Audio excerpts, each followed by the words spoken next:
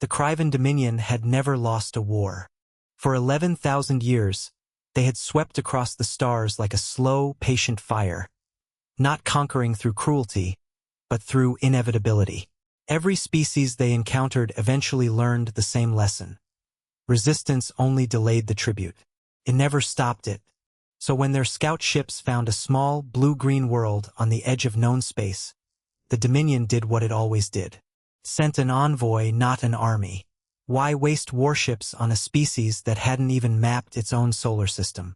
The message was simple, translated into every language Earth had ever spoken. Submit, pay tribute, or be catalogued as a resource. Humanity's answer came back in less than 6 hours. No.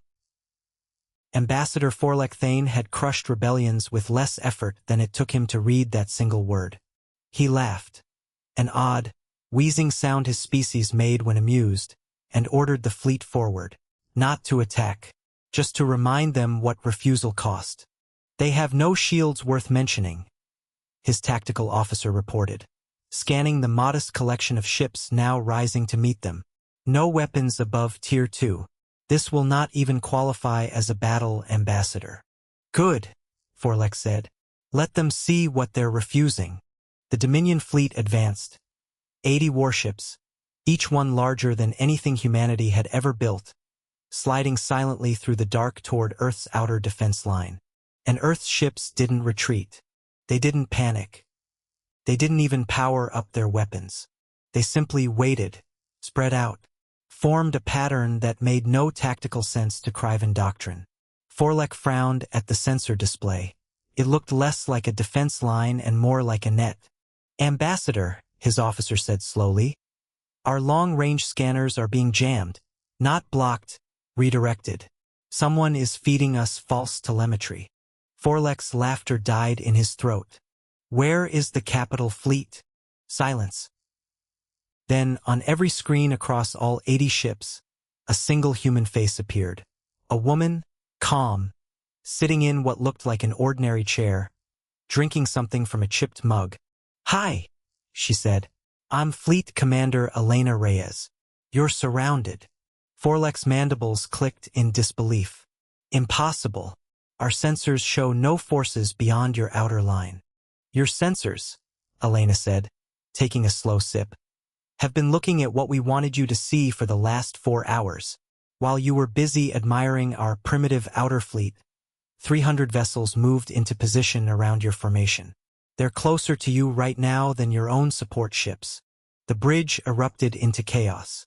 Officers scrambled across consoles, and this time, when the sensors were forced back online without interference, the truth painted itself across every screen in cold, undeniable light. She wasn't bluffing.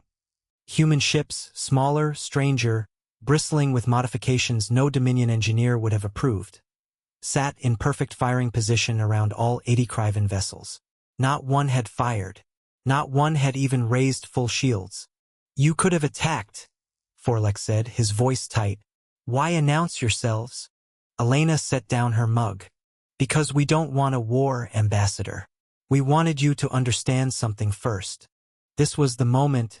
Decades of Dominion war doctrine had never prepared anyone for what happened next. Because the fleet didn't fire. It didn't demand surrender. It simply held position, patient as stone, while Elena kept talking. You've conquered a lot of worlds, she continued. You know their weapons, their ships, their tactics. But you never bothered to learn us. Do you know what we do, Ambassador, when we're afraid? When we're threatened?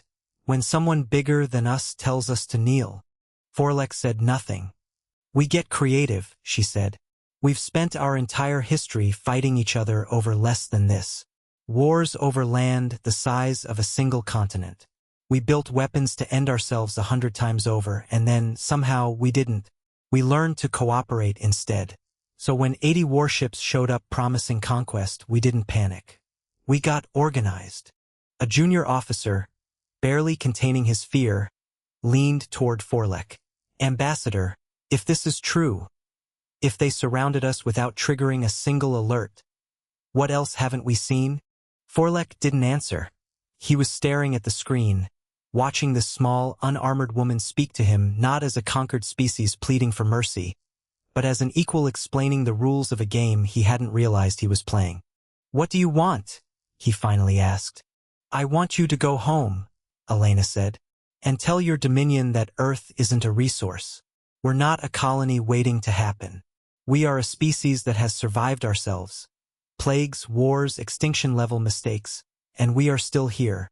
That should tell you something about what we're capable of when someone else tries to end us instead." For a long moment, no one on the bridge moved. Forlek had seen fear before. He had seen desperation, defiance, even suicidal courage. But this calm, unshakable confidence from a species with a fraction of his technology, this was something else entirely. "You could have destroyed us," he said quietly. "All of us, right now." "We could have," Elena agreed.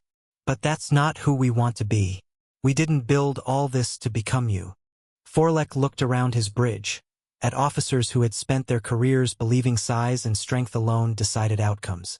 He thought of the 11,000 years of Dominion history, the countless species who had knelt without question. None of them had ever done this. None of them had ever shown mercy from a position of total victory. "Stand down," he ordered, his voice barely above a whisper. "All ships, withdraw." As the Kryven fleet retreated into the dark, Forlek remained on the bridge long after his crew had gone silent, staring at the star that was Earth's sun. Small, unremarkable, utterly unlike the demonstration of will it had just witnessed. He would report back to the Dominion Council. He would tell them what he'd seen, and they would not believe him, not until they saw it themselves. Because humanity hadn't won through superior weapons. They hadn't won through overwhelming force.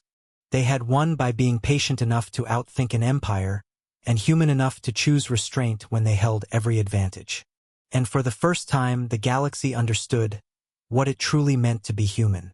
If the story moved you, subscribe for more human stories from the stars.